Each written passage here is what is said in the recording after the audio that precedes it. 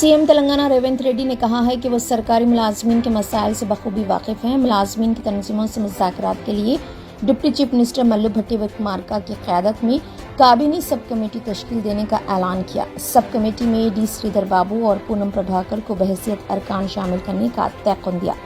DA की इजराई में 1-2 दिन में फैसले का वादा भी किया।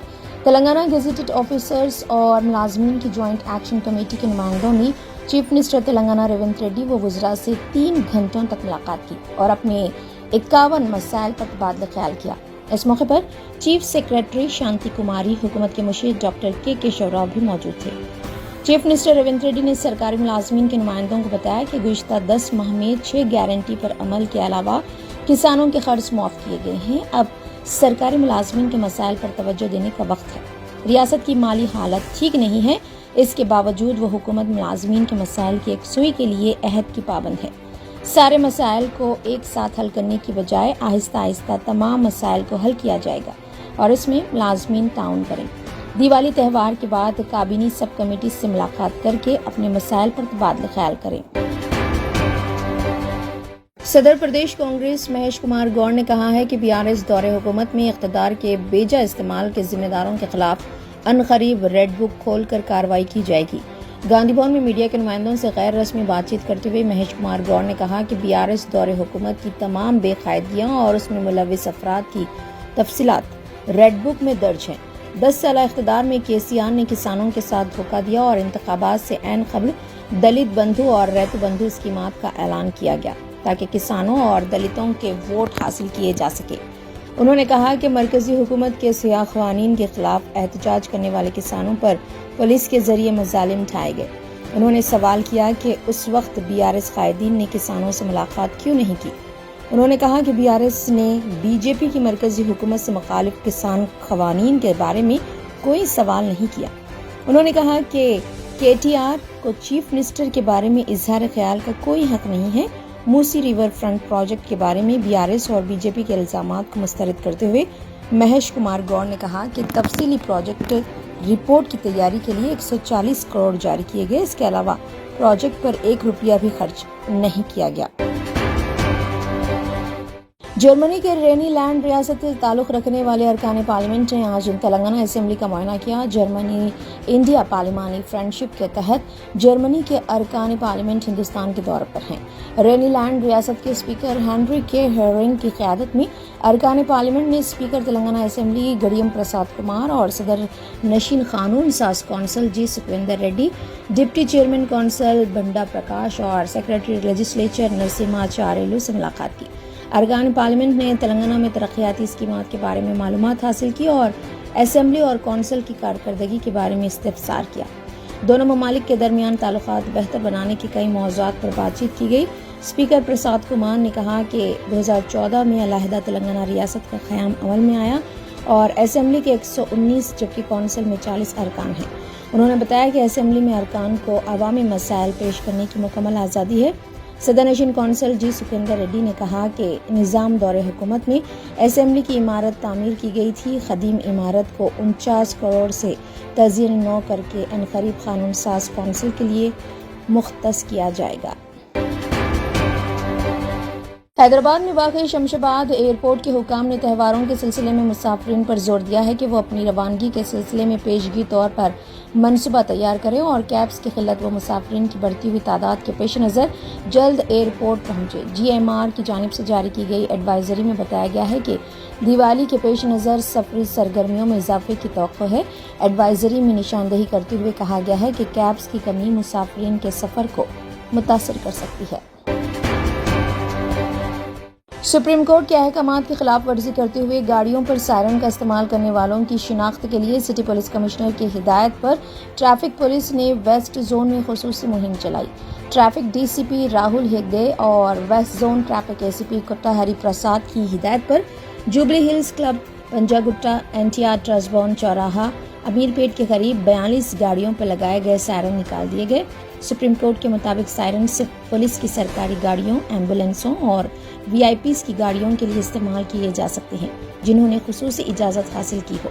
पुलिस ने क़वायद की खिलाफ वर्जी करने वालों से कहा है कि वो अपनी गाड़ियों से सायरन हटा दें क्योंकि ये क़वानीन के खिलाफ है। ورنہ ان کے خلاف کارروائی کی جائے گی۔ نیشنلسٹ کانگریس پارٹی نے جمعے کی صبح مہاراشٹر میں آئندہ اسمبلی انتخابات کے لیے 7 امیدواروں کی اپنی دوسری فہرست کا اعلان کیا۔ کانگریس کے سابق MLA ذیشان صدیقی، جنہیں پارٹی سے نکال دیا گیا تھا، جمعے کی صبح NCP میں شامل ہو گئے اور انہیں ممبئی کی باندرا ایسٹ سیٹ سے میدان میں اتارا گیا ہے۔ صدیقی کا مقابلہ شیو سینا کے امیدوار ورون سردیسائی سے ہوگا، جو آدتیہ ٹھاکرے کے کزن ہیں۔ جب شیو سینا نے اپنی پہلی فہرست کا اعلان کیا اور باندرا ایسٹ سیٹ سے سردیسائی کے نام کا مہا وکاس اگھاڑی کے امیدوار کے طور پر اعلان کیا، ذیشان نے سوشل میڈیا پر پارٹی کو نشانہ بنایا۔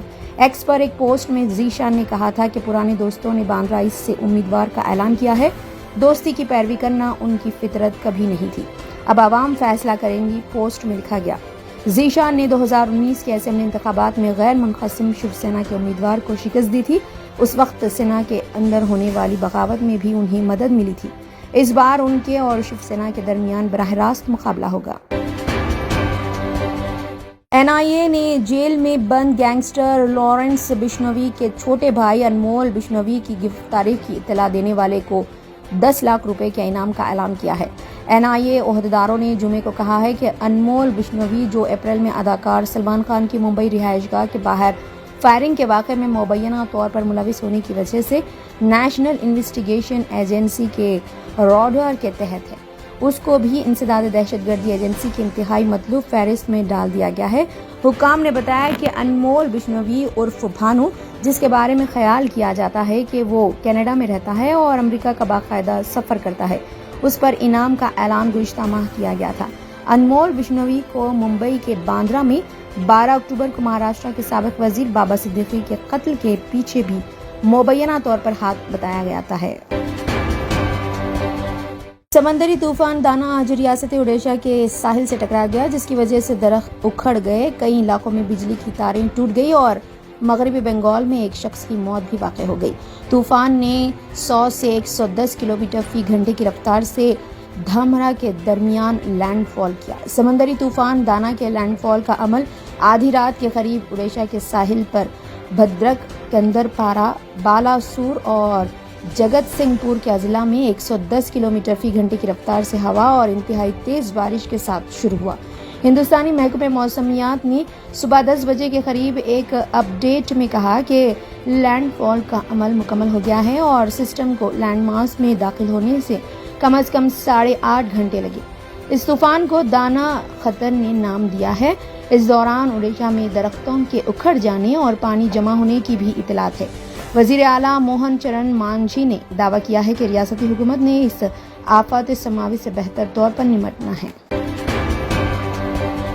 متھرا میں جاری شاہی عیدگاہ مسجد شری کرشنن جنم بھومی تنازع میں مسلم فریق کو جھٹکا لگا ہے۔ الہ آباد ہائی کورٹ نے چہارشنبے کو شاہی عیدگاہ کمیٹی کی درخواست کو مسترد کر دیا، جس میں 15 کیسز کو ایک ساتھ سننے کے فیصلے پر اعتراض کیا گیا تھا۔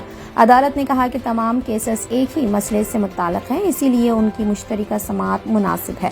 شاہی عیدگاہ کمیٹی کے سیکریٹری تنویر احمد نے فیصلے پر رد عمل دیتے ہوئے کہا کہ انہیں ابھی تک عدالت کا حکم موصول نہیں ہوا، لیکن جیسے ہی حکم کی نقل حاصل ہوگی وہ سپریم کورٹ میں اپیل کریں گے۔ انہوں نے مزید کہا کہ الہ آباد ہائی کورٹ میں 16 اکتوبر کو بحث مکمل ہو گئی تھی اور وہ سپریم کورٹ میں اس فیصلے کو چیلنج کریں گے۔ یہ تنازع 2024 میں اس وقت شدت اختیار کر گیا جب مسلم فریق نے 11 جنوری 2024 کے عدالتی فیصلے کو چیلنج کرتے ہوئے درخواست دائر کی تھی۔ مسلم فریق کا موقف تھا کہ ان 15 کیسز میں مانگی گئی راحتیں مختلف اور غیر متعلقہ ہیں، لہٰذا ان کی ایک ساتھ سماعت مناسب نہیں ہوگی۔ سپریم کورٹ نے جمعے کو دہلی ہائی کورٹ سے کہا ہے کہ وہ فروری 2020 میں ہونے والے دہلی فسادات سے متعلق غیر قانونی سرگرمیوں کی روک تھام ایکٹ کیس میں طالب علم کارکن شرجیل امام کی درخواست ضمانت پر تیزی سے سماعت کریں۔ ایم ترویدی اور ایس سی شرما نے کہا کہ وہ اس عرضی پر غور کرنے کے لیے مائل نہیں ہیں جس میں آئین کے آرٹیکل 32 کے تحت ضمانت کی بھی درخواست کی گئی تھی۔ شرجیل امام کے وکیل سینئر ایڈوکیٹ سدھارتھ دیو نے کہا کہ ضمانت کی عرضی 2022 سے زیر التوا ہے، جبکہ واضح کیا کہ وہ موجودہ مرحلے پر ضمانت کے لیے دباؤ نہیں ڈال رہے ہیں۔ سپریم کورٹ نے نوٹ کیا کہ ہائی کورٹ 25 نومبر کو کیس کی سماعت کرے گی۔ شرجیل امام اور کئی دیگر کے خلاف فروری 2020 کے فسادات کے پیچھے बड़ी साजिश के मास्टरमाइंड होने के इल्जाम में UAPA और ताज़रात हिंद की सख्त दिफात के तहत मुकदमा दर्ज किया गया था, जिसमें 53 अफराद हलाक और 700 से ज्यादा जख्मी हुए थे। CAA और NRC के खिलाफ मुजाहिरों के दौरान तशद्दुद फूट पड़ा था।